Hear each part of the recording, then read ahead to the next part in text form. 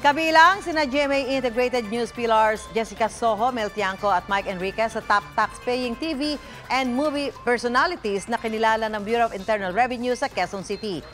Tinanggap ni GMA Vice President for Group Controllership and Tax Compliance Department Roy Sanico ang mga plaque of recognition.